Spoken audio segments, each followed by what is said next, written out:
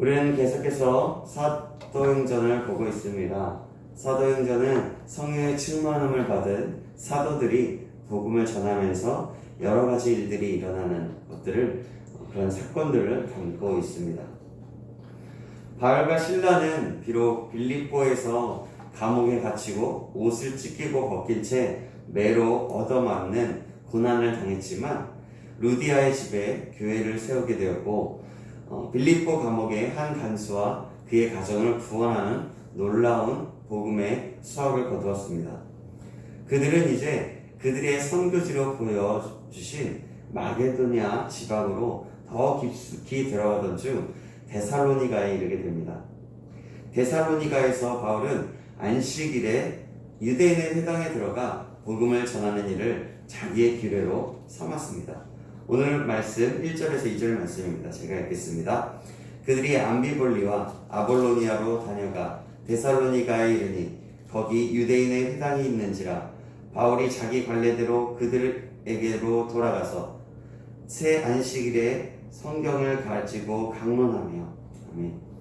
복음은 유대인으로부터 나왔기 때문에 유대인들에게 먼저 전해져야 하는 것입니다. 그뿐만이 아니라 유대인들은 그들의 주상으로부터 메시아 사상이 내려왔고, 또 메시아를 간절히 바라고 있는 민족이었기 때문에 메시아로 오신 예수 그리스도를 전하는 일에는 이방인들보다는 생소하지가 않으며 복음을 쉽게 깨달을 수가 있었습니다. 바울이 전하는 예수는 많은 사람들에게 큰 감동을 주었습니다. 그런데 이상한 일은 가는 곳마다 정작 환영해야 할 유대인들로부터는 배척을 받고, 또 유대교로 귀화한 이방인, 곧 헬라인이나 또 여인들의 환영을 받았다는 사실입니다. 여기서 바울이 이처럼 많은 무리들에게 효과 있게 복음을 전하여 그들을 따르게 한 일에 대하여 이렇게 말씀합니다. 성경을 가지고 강론하며 뜻을 풀어 그리스도가 해를 받고 죽은 자 가운데서 다시 살아나야 할 것을 증언하고 이르되 내가 너희에게 전하는 이 예수는 곧 그리스도라 하니 라고 말씀해 주고 있습니다. 바울이 효과적인 전도로 많은 열매를 얻을 수 있었던 것은 그가 이처럼 성경적인 철저한 신앙을 가지고 있었기 때문입니다. 바울이 성경을 가지고 강론한 요지는 무엇이었습니까? 그것은 그리스도가 해를 받고 죽은 자 가운데서 다시 살아나야 할 것을 증언했다고 했습니다. 바울은 메시아의 순환과 부활에 대해 증언합니다. 증언한다는 말은 곧 말씀의 정확한 의미를 알려주는 말입니다. 바울은 유대인들에게 구약성경에 예언된 메시아의 죽음과 부활에 대해 설명했습니다. 그리고 그가 바로 예수님이심을 증언했던 것입니다. 4절의 말씀을 보면 많은 경건한 헬라인들과 귀부인들이 예수님을 믿습니다. 여기 경건한 헬라인들이라는 말은 유대교를 믿는 헬라인들을 말합니다. 이렇게 많은 사람들이 예수님을 믿게 되었습니다. 그러나 5절에 보시면 유대인들이 이것을 보고 시기한다라고 말합니다. 1차 전도여행 시에 비시디아 바울의 설교에 많은 사람들이 다른 것을 보고 유대인들이 시기하였습니다. 이들은 회당장 등을 비롯한 유대교의 지도자들이었습니다. 이들은 사람들이 자기들의 말보다 바울의 말에 더 귀 기울이고 감동을 받는 것에 시기심을 일어났습니다. 동일한 시기와 질투가 또 데살로니가 회당의 유대인들에게 일어납니다. 그들은 불량한 사람들을 때로 동원해서 온 성을 요란하게 만들기도 했습니다. 그들은 야손이라는 사람의 집으로 찾아갑니다. 야손은 바울에 의해 전도를 받은 사람일 것입니다. 바울 일행은 아마도 그 야손의 집에 머물렀던 것 같습니다. 그런데 바울 일행은 집에 없었습니다. 그러자 그들은 야손과 그의 형제들을 끌고 읍장에게로 갔습니다. 가면서 사람들을 선동하려고 천하를 어지럽게 하던 사람들이 여기에 이르렀다고 했습니다. 8절 보니까 무리와 읍장들이 이 말들을 듣고 소동하였으나 보석금을 받고 야손과 나머지 형제들을 풀어주었다는 것을 알 수가 있습니다. 이 일로 인해서 바울 일행은 데살로니가를 떠나게 됩니다. 데살로니가를 떠난 바울은 다시 데살로니가를 가고자 했으나 잘 안 되었습니다. 바울이 데살로니가 교회에 쓴 편지인 데살로니가전서 2장 17절에서 18절 말씀을 보면 이런 말씀이 있습니다. 형제들아, 우리가 잠시 너희를 떠나는 것은 얼굴이요 마음은 아니니 너희 얼굴을 보기를 열정으로 더욱 힘썼노라. 그러므로 나 바울은 한 번, 두 번 너희에게 가고자 하였으나 사탄이 우리를 막았도다 라고 하였습니다. 이렇게 바울은 데살로니가를 떠났지만 마음처럼 다시 돌아가지를 못했습니다. 바울은 이를 사탄이 막았기 때문이라고 말합니다. 아마도 이런 전황을 볼 때 야손과 그 형제들을 놓아줄 때 아마도 일종의 여러 가지 협박이나 이런 것들이 있었을 것으로 보입니다. 바울과 그 일행을 떠나기만 하면 예수 믿는 자들을 핍박하지 않겠다는 것이었습니다. 그래서 바울은 이것이 사탄의 계략이라고 말하는 것입니다. 이것이 사탄의 교묘한 계략이었다라고 말하는 거죠. 협박과 핍박을 사용하기도 하고 적당히 타협하게 해서 복음을 따라 제대로 살아갈 수 없게 만드는 것이었습니다. 사탄은 바울의 선교를 이토록 집요하고 교묘하게 공격했습니다. 그래서 아직 막 믿기 시작한 데살로니가 교회인들이 말씀을 배우지 못하고 복음을 듣지 못하게 차단함으로써 그들이 진리에서 떠나도록 하기 위함이었습니다. 오늘 우리가 신앙생활 하는 데도 마찬가지입니다. 또 전도하는 데도 마찬가지입니다. 사탄은 고난과 박해로 안 되면 타협과 안일로서 참된 진리의 삶을 살아가지 못하게 합니다. 그렇게 데살로니가를 떠난 바울이 도착한 것은 베레아이었습니다. 베레아는 데살로니가에서 남서쪽으로 약 75km 떨어진 오늘날 그리스도에 있는 도시입니다. 베레아에도 유대인의 회당이 있었습니다. 바울은 역시나 또 유대인의 회당으로 가서 복음을 전하게 됩니다. 오늘 보면 11절 말씀입니다. 제가 읽겠습니다. 베레아에 있는 사람들은 데살로니가에 있는 사람들보다 더 너그러워서 간절한 마음으로 말씀을 받고 이것이 그러한가 하여 날마다 성경을 상고함으로. 아멘. 베레아 사람들이 간절한 마음으로 바울을 통해 말씀을 들었습니다. 그리고 그 말씀이 정말 옳은지 성경을 상고합니다. 여기서 상고하다라는 말은 오늘 그 뜻을 보면 신문하다, 꼬치꼬치 캐묻다라는 말입니다. 베레아 사람들은 바울이 성경을 통해 논증하며 풀어 설명할 때 그 말씀 속에 깊이 들어가 확인하고 또 정말 바울의 말이 성경에 근거한 것인지 찾아보았습니다. 참으로 바람직한 태도가 아닐 수 없습니다.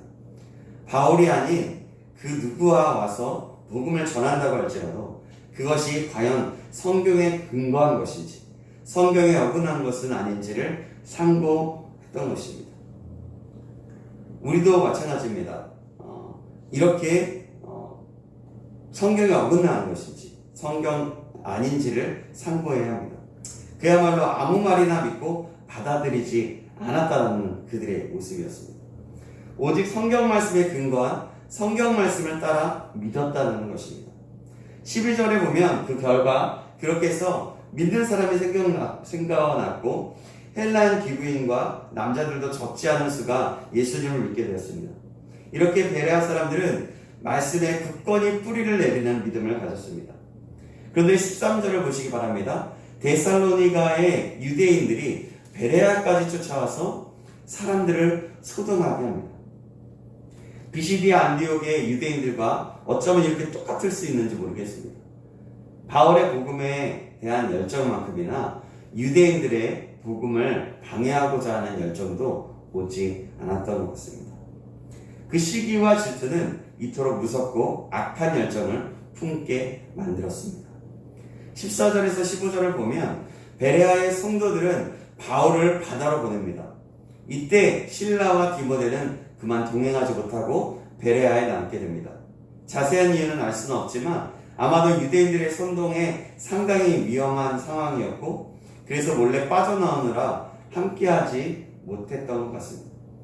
그래서 바울은 배를 타고 아덴, 오늘날 그리스도인 아테네에 이르게 됩니다. 오늘 말씀을 통해 우리는 두 종류를 발견하게 됩니다. 먼저는 유대인들입니다. 그들이 지금 시기와 질투에 쌓여 있었습니다. 그래서 복음을 배척하고 박해합니다. 시기와 질투로 인해 그들은 영생의 길을 놓쳐버리고 말았습니다. 반면에 베레아 사람들을 보시면 그들은 말씀을 상고하며 말씀에 뿌리 내리는 상당히 바람직한 믿음을 가졌습니다. 그들이 이렇게 할 수 있었던 비결이 무엇입니까? 11절에 보면 그들은 더 너그러워서 라고 말씀합니다. 어분의 뜻으로 하면 고귀한 혈통에 마음이 고상한의 뜻을 가지고 있습니다. 그 전에 개역 성경에서는 신사적이어서 라고 하였습니다. 너그럽다는 말 자체가 사실은 신사적이라는 말입니다. 남을 인정하고 배려하고 남의 말에 귀 기울일 줄 안다는 말입니다. 베레아 사람들은 바울의 복음 전도에 귀를 기울이고 그 말을 편견 없이 받아주고 이해하려고 노력했습니다. 그래서 성경을 상고하여 마침내 참된 진리와 생명이 무엇인지 알게 되었습니다.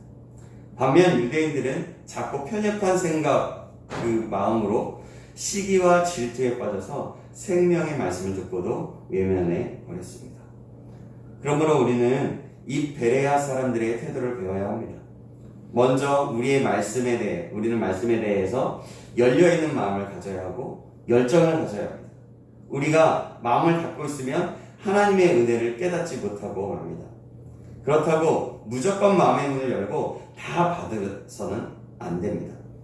잘못된 것을 함부로 믿으면 안 되기 때문입니다. 우리는 그래서 베레아 사람들과 같이 말씀이 정말 그러한가 아닌가 깊이 상고해야 할 것입니다. 그래서 참된 진리 안에 굳건한 믿음으로 살아야 할 것입니다.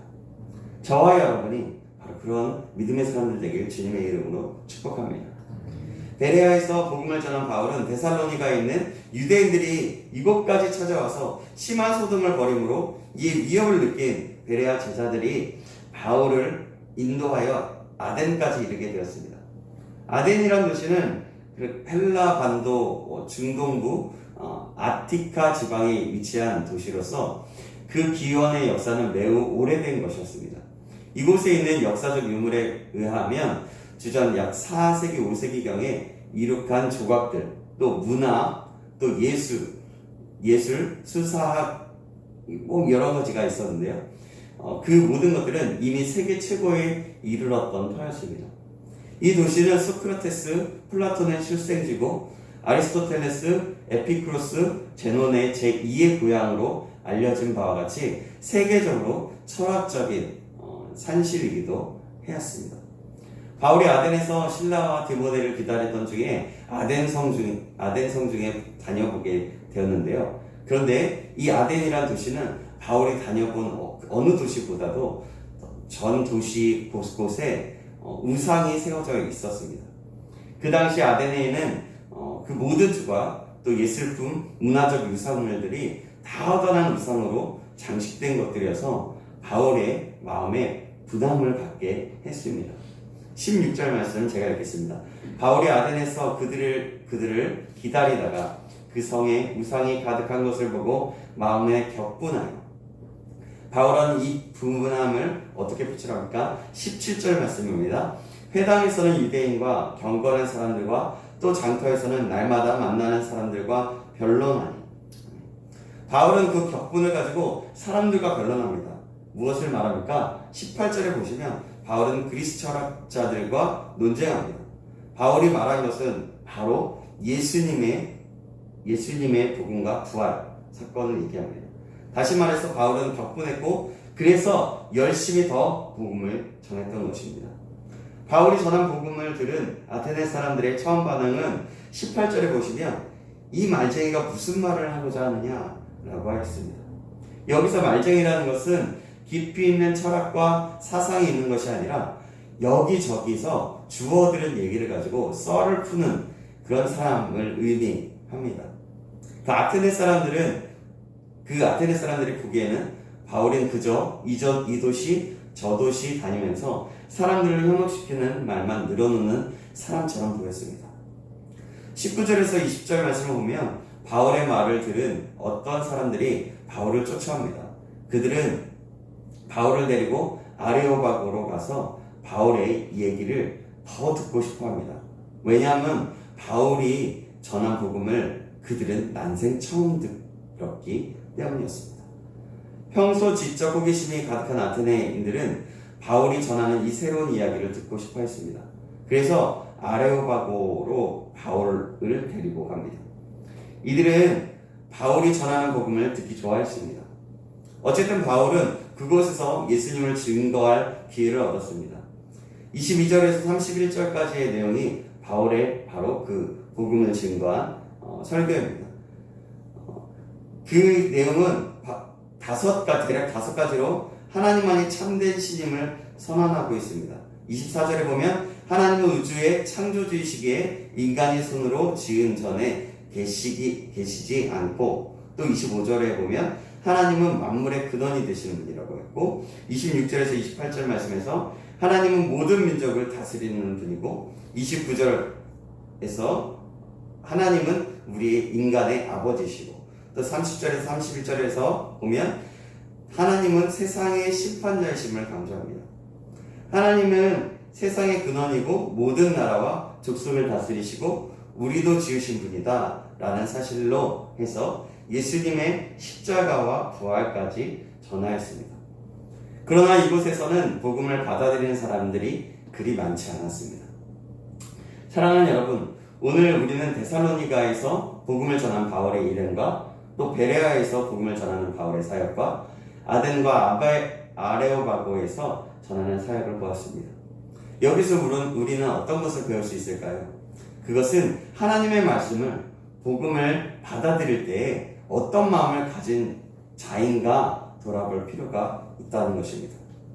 데살로니가의 유대인처럼 복음을 전하는 것을 방해하는 자인지, 또 아니면 말씀을 잘 받고 상고하였던 베레아 사람들과 같은 사람인지, 아니면 아덴에 있었던 사람들의 반응이 우리의 반응은 아닌지 한번 돌아볼 필요가 있다는 것입니다. 우리는 어떻습니까? 우리는 어떤 사람입니까? 우리 모두가 하나님의 말씀과 복음을 받아들이고 상고했던 그 베레아 사람들과 같이 그러한 신앙을 갖게 되기를 주님의 이름으로 축복합니다. 그래야 참된 믿음의 사람, 하나님께서 지금 부르시고 찾으시는 사람, 그 사람이 우리가 되기를 주님의 이름으로 축복합니다. 기도하겠습니다. 하나님 아버지, 감사합니다. 오늘도 깨닫는 은혜를 주셔서 감사합니다. 오늘 우리는 데살로니가와 베레아, 아덴에서 복음을 전했던 바울의 사역을 보았습니다. 그 복음을 받아들이는 반응은 모두가 달랐습니다. 우리가 말씀을 받을 때 그냥 쉽게 받아들여 대수롭지 않게 여기거나 오히려 내 생각과 감정에 가득 참으로 하나님의 말씀을 받는데 걸림돌이 있는 사람이 되지 않게 하여 주시옵소서. 베레아의 사람들처럼 하나님의 말씀인 복음을 받을 때에 겸손히, 감사히, 열정을 가지고 마음을 다해서 그 말씀을 받으며 그 말씀을 상고하여 마침내 참된 진리와 생명이 무엇인지 깨닫고 그 말씀대로 살아가기로 결단하는 그런 굳건한 믿음을 가진 자 될 수 있도록 인도하여 주시옵소서. 이 시대에 하나님이 찾으시는 사람이 될 수 있도록 인도하여 주시옵소서. 살아계신 우리 구주 예수 그리스도의 이름으로 기도합니다. 아멘.